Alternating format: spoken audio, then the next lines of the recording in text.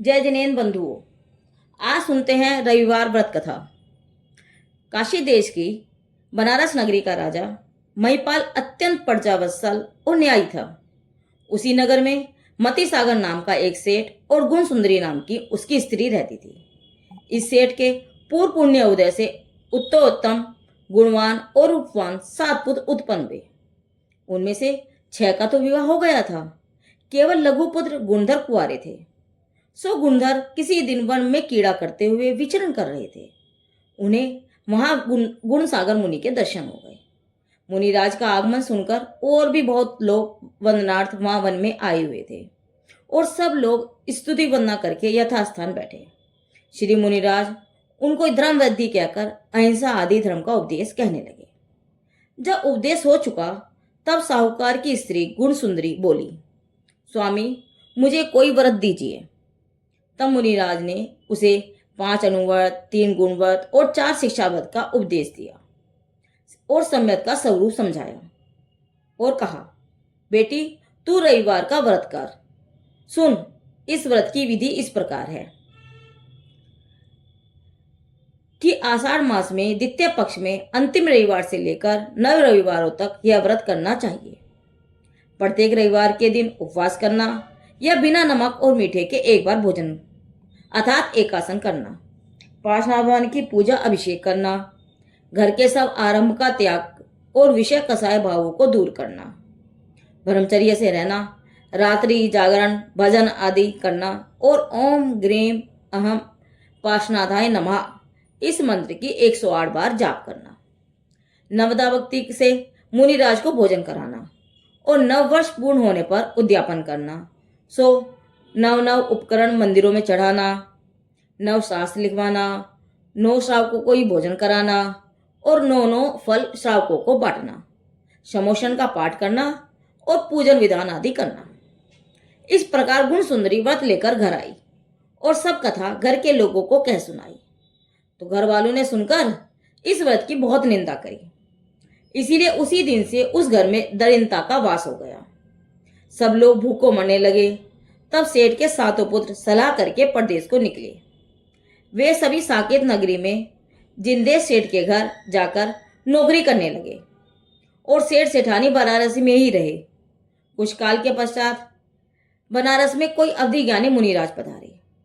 दरिद्रता से पीड़ित सेठ सेठानी भी वंदना को गए और दीन भाव से पूछने लगे, हे नाथ क्या कारण है, हम लोग ऐसे रंग हो गए। तब मुनिराज ने कहा, तुमने मुनि प्रदत्त रविवार व्रत की निंदा की है, इसीलिए यह दशा हुई है। यदि तुम पुनः श्रद्धा सहित इस व्रत को करो तो तुम्हारी खोई हुई संपत्ति तुम्हें फिर मिलेगी।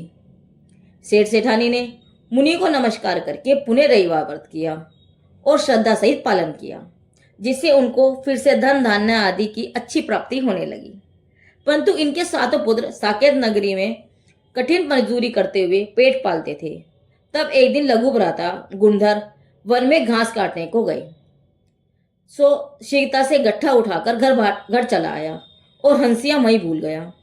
घर आकर उसने भावत से भोजन मांगा। तब यह बोली, लाल जी तुम हंसिया भूल आए हो, सो जल्दी जाकर ले आओ, पीछे भोजन करना, अन्यथा हंसिया कोई और ले जाएगा और सब काम अटक जाएगा। बिना द्रव्य नया हंसिया कहाँ से लाएंगे। यह सुनकर गुणधर तुरंत ही पुनः वन में गया और वहां जाकर देखा कि हंसिया पर बड़ा भारी सांप लिपट रहा है। यह देखकर वह बहुत दुखी हुआ, क्योंकि हंसिया बिना लिए तो भोजन नहीं मिलेगा और हंसिया मिलना कठिन हो गया है।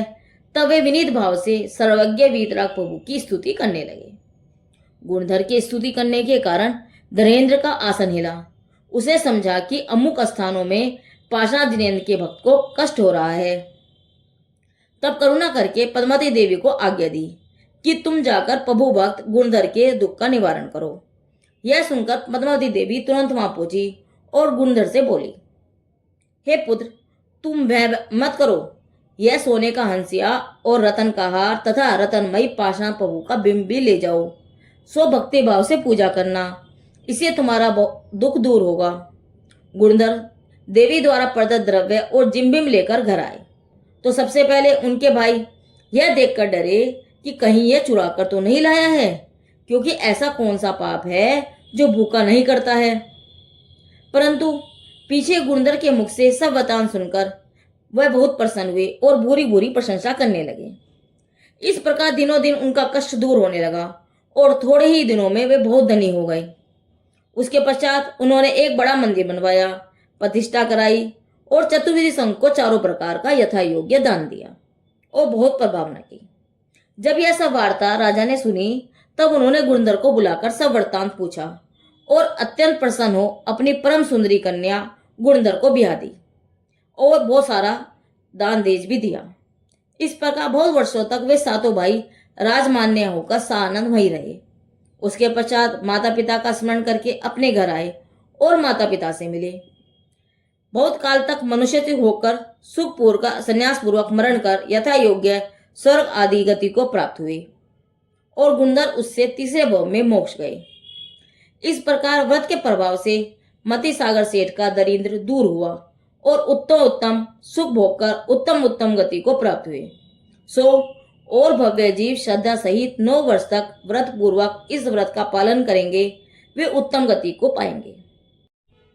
यह विधि रवि व्रत फल ले लियो, मति सागर गुणवान, दुख दरिंद नशो सकल, अंत लवो निर्वाण। श्री जिनेन्द्रवत कथा संग्रहकर्ता और लेखक पंडित दीपचंद मणि जी से रविवार व्रत कथा पूरी हुई। जिनदेव की वाणी आगम वाणी।